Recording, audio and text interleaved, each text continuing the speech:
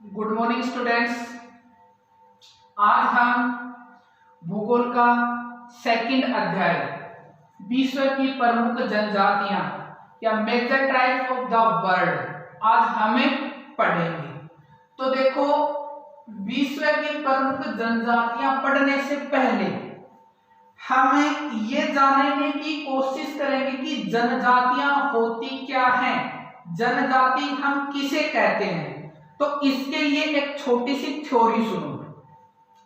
देखो, शुरुआती दौर में या प्रारंभिक समय में तो मानव जंगलों में ही निवास करता था, यानी संपूर्ण मानव जगत जंगलों में निवास किया करता था। लेकिन जैसे जैसे समय बीता मानव का विकास होता चला गया और मानव जंगलों को छोड़कर गांवों में और गांवों से शहरों की ओर निवास करने लगा। इस विकास के क्रम में कुछ लोग जंगलों में ही रह गए, यानी कुछ लोगों का विकास नहीं हुआ, वो जंगलों में रह गए, और कुछ लोगों का विकास हो गया, वो शहरों की ओर आ गए, उन्होंने वर्तमान समय का मानव बन गए, यानी कि मशीनरी का विकास कर लिया और एक सभ्य और शिक्षित मानव बन गया। लेकिन मानव का वह समुदाय जो प्राचीन समय से जंगलों में रह रहा है और जिसका विकास नहीं हुआ है, ऐसा मानव का समूह, ऐसा लोगों का समूह है, वो जनजातियों की श्रेणी के अंतर्गत आता है। यानी कि विकास के क्रम में जो पीछे रह गए, जो जंगलों में ही दुर्गम क्षेत्रों में ही निवास करते हैं, उन्हें हम जनजाति कहते हैं। इसके अतिरिक्त जो सभ्य और शिक्षित हैं, वे सब साधारण मनुष्यों की श्रेणी के अंतर्गत आते हैं। दूसरी बात, विश्व की जितनी भी जनजातियां हैं, अब विश्व में देखो राजस्थान भी आ गया, भारत भी आ गया, विश्व के समस्त देश आ गए, यानी विश्व में जितनी भी जनजातियां हैं, ये समस्त जनजातियां दुर्गम और पहाड़ी क्षेत्रों में ही निवास करती है। यानी ये विश्व की जनजातियां कहां पर निवास करती है, तो देखा जाए तो या तो अत्यधिक ठंडे प्रदेश हैं, उनमें जो लोग निवास करते हैं वो जनजातियों की श्रेणी में आते हैं। अत्यधिक गर्म प्रदेशों में निवास करने वाले लोग जनजातियों की श्रेणी में आते हैं। संघन वन वाले क्षेत्रों में निवास करने वाले लोग जनजातियों की श्रेणी में आते हैं। पहाड़ी क्षेत्रों में निवास करने वाले लोग जनजातियों की श्रेणी के अंतर्गत आते हैं। यानी कि प्रतिकूल जलवायु कंडीशन में निवास करने वाले जो लोग हैं, वो जनजातियों की श्रेणी के अंतर्गत आते हैं। जैसे अपन बात करते हैं भारत की, भारत में हिमालय पर्वत दुर्गम क्षेत्र है। इसी तरह से आपका असम है, नागालैंड है, अरुणाचल प्रदेश है, वो संघन वन वाला क्षेत्र है जहां पर वर्षा भी अधिक होती है।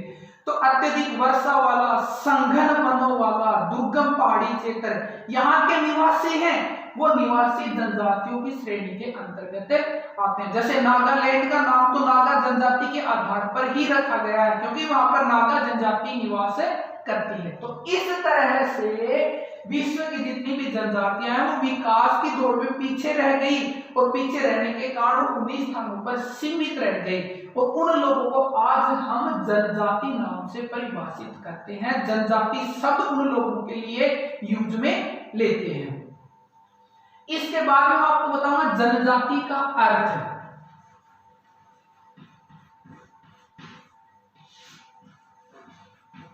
जनजाति का अर्थ क्या होता है, किसे जनजाति कहा जाता है? तो जनजाति की परिभाषा होगी लोगों का वह समुदाय या समूह जो अपने सांस्कृतिक वातावरण एवं रीति रिवाजों से एक दूसरे से घनिष्ठ संबंधित है, उसे जनजाति कहते हैं। यानी लोगों का ऐसा समूह, ऐसा समुदाय जिसका सांस्कृतिक वातावरण, जिनके रीति रिवाज, जिनका पहनावा, जिनकी बोलीचाली सबसे अलग है, और एक क्षेत्र में उसी के अनुरूप समृद्ध लोग जो पाए थे, उसी जनजाति, उसी रिवाज से समृद्ध लोग जो पाए जाते हैं, वो लोग जनजातियों की श्रेणी के अंतर्गत आते हैं। परिभाषा में दोबारा बता देता हूं जनजाति की, लोगों का वह समुदाय और समूह जो अपने सांस्कृतिक वातावरण एवं रीति रिवाजों से एक दूसरे के साथ घनिष्ठ संबंधित है, उसे जनजाति कहा जाता है। ठीक है, इन्हें ट्राइब्स या जनजातियां कहा जाता है। इसके बाद में विश्व की जो प्रमुख जनजातियां हैं वो कौन कौन सी हैं, विश्व के कौन कौन से क्षेत्रों में जनजातियां निवास करती हैं। तो यहाँ पर मैं बताऊंगा आपको सबसे पहले विश्व की प्रमुख जनजातियों के बारे में।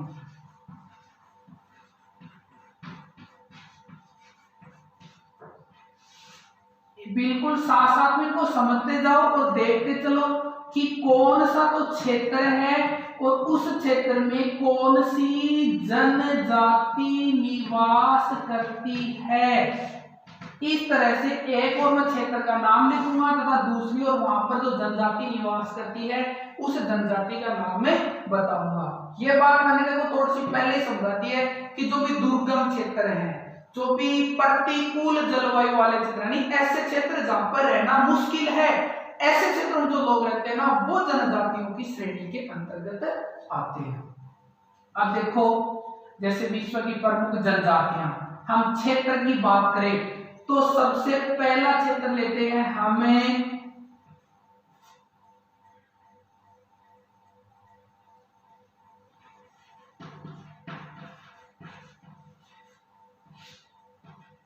ध्रुवीय व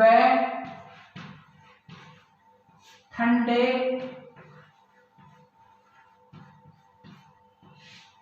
प्रदेशों के निवासी। ध्रुवीय का मतलब समझ गए ना, जो अपने पृथ्वी के दो ध्रुव हैं, उत्तरी ध्रुव और दक्षिणी ध्रुव। दक्षिणी ध्रुव तो जन शून्य है, लेकिन उत्तरी ध्रुव पर कुछ जनजातियां निवास करती हैं, कुछ लोग निवास करते हैं। आपका अलास्का है, कनाडा है, आपका उत्तरी अमेरिका महाद्वीप का उत्तरी भाग है, बेरिंग डमरू तक का जो भाग है ना वहां पर जनजातियां निवास करती हैं। और यहाँ पर जो जनजाति निवास करती है ना उस जनजाति का नाम है एस्किमो। और दूसरी जनजाति पाई जाती है इनके साथ एस्किमो व सेमोएड्स। एस्किमो व सेमोएड्स जनजाति है पर ध्रुवीय एवं ठंडे प्रदेशों में निवास करती है, सेमोएड्स। ठीक है, इसके बाद में दूसरा हम क्षेत्र लेते हैं। दूसरा क्षेत्र हो जाएगा आपका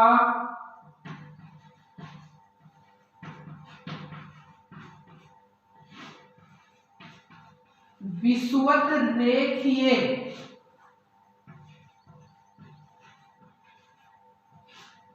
संघन वनों के निवासी। विषुवत रेखा यानी कि भूमध्य रेखा, भूमध्य रेखा या विषुवत रेखा के आसपास निवास करने वाले लोग। और विषुवत रेखा के आसपास भी कहां पर, जहां पर संघन वन पाए जाते हैं। तो विषुवत रेखा संघन वनों के जो निवासी हैं उन निवासियों को किन किन नामों से जाना जाता है? पिग्मी, सेमांग व सकाई। पिग्मी, सेमांग व सकाई जनजातियां है ना, ये विषुवत रेखीय संघन वनों में निवास करती हैं, जो दूसरा क्षेत्र है। इसके बाद में जो तीसरा क्षेत्र है जनजातियों का, वो तीसरा क्षेत्र है उष्ण व शुष्क।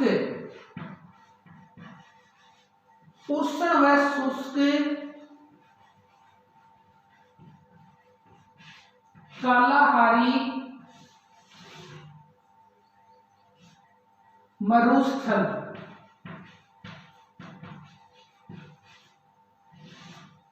तीसरा कौन सा साथियों? उष्ण व शुष्क कालाहारी मरुस्थल।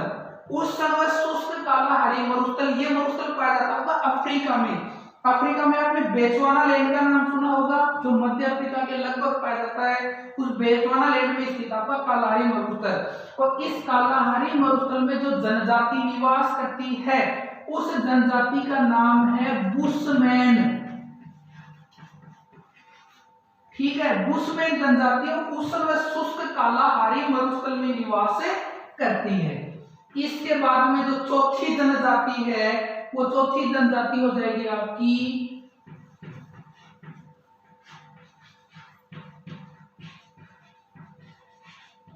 चौथी जनजाति है वो है उष्णकटिबंधीय घास के क्षेत्रों के निवासी। उष्णकटिबंधीय घास के क्षेत्रों के निवासी यानी उष्णकटिबंधीय घास के क्षेत्रों में कौन सी जनजाति निवास करती है? तो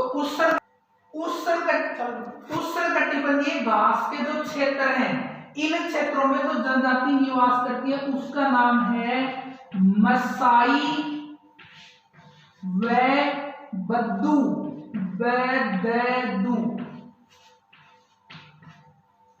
मसाई व बद्दू जनजाति उष्णकटिबंधीय घास के क्षेत्रों में निवास करती है। पांचवा जो क्षेत्र है वो है आपका समशीतोष्ण कटिबंधीय क्षेत्र। समशीतोष्ण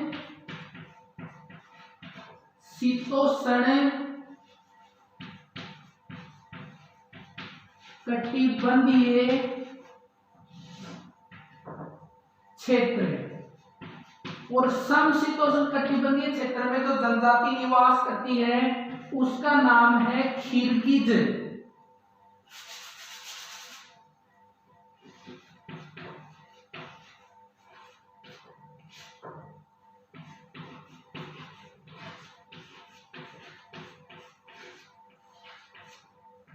वो जनजाति का नाम है किर्गिज जनजाति, खिरगिज।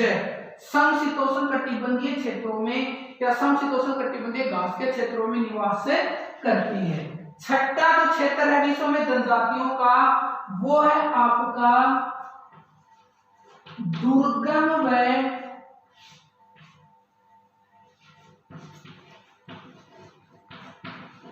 पहाड़ी क्षेत्रों के निवासी।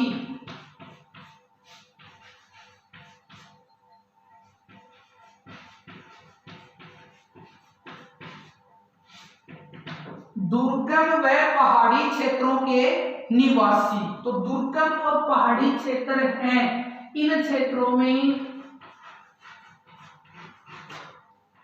संथाल, गोंड, भील,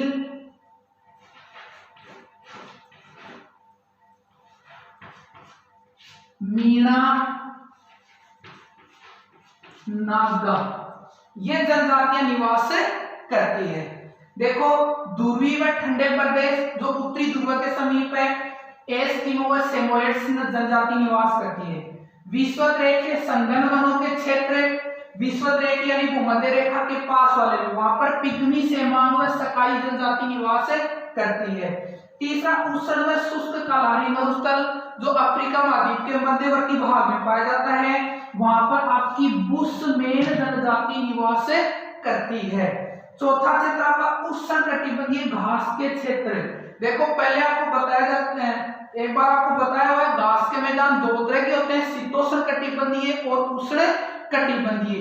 जो 5 डिग्री से 30 डिग्री अक्षांशों के मध्य पाए जाते हैं उन्हें बोलते हैं उष्ण कटिबंधीय घास के मैदान, और 30 से ऊपर जो घास के मैदान पाए जाते हैं उन्हें बोलते हैं शीतोष्ण कटिबंधीय घास के मैदान। जैसे सवाना है, सवाना उष्ण कटिबंधीय घास का मैदान है। तो उष्ण कटिबंधीय घास के मैदानों में मसाई बद्दू जनजाति निवास करती है। दूसरा समशीतोष्ण कटिबंधीय घास के क्षेत्र, इन घास के क्षेत्रों में किर्गिज जनजाति निवास करती है। समशीतोष्ण कटिबंधीय जैसे प्रेरी है, पंपास है, स्टेपी है, डाउन्स है, ये क्या है? ये समशीतोष्ण कटिबंधीय घास के मैदानों के नाम हैं। इन घास के मैदानों में किर्गिज जनजाति निवास करती है। छठा क्षेत्र आपका दुर्गम व पहाड़ी क्षेत्रों के निवासी, और दुर्गम व पहाड़ी क्षेत्र अपने भारत में ही पाए जाते हैं। तो दुर्गम व पहाड़ी क्षेत्रों में जो जनजातियां निवास करती हैं उनमें संथाल, गोंड, भील, मीणा, नागा ये जनजातियां दुर्गम व पहाड़ी क्षेत्रों में निवास करती हैं। यानी कि ये पांचों की पांचों जनजातियां हैं, लास्ट वाली ये भारत में ही निवास करती है, जबकि एस्किमो जनजाति है ये आपके ध्रुवीय क्षेत्रों में निवास करती है, ठंडे क्षेत्रों में निवास करती है। अलास्का से लेकर बेरिंग जलडमरू मध्य है वहां तक के क्षेत्र में ये एस्किमो जनजाति निवास करती है। ठीक है, अब इन जनजातियों में देखो एस्किमो जनजाति, बुशमैन जनजाति, गोंड जनजाति, भील, मीना, ये प्रमुख जनजातियां हैं जिनका अध्ययन हम क्रम से करेंगे। एस्किमो जनजाति के बाद में बुशमैन, उसके बाद में भील, उसके बाद मीना, संथाल, गोंड, इन सभी जनजातियों के बारे में हम क्रम से अध्ययन करेंगे। ओके, तो ये है विश्व के प्रमुख 6 जनजाति क्षेत्र जहां पर जनजातियां निवास करती है। धन्यवाद।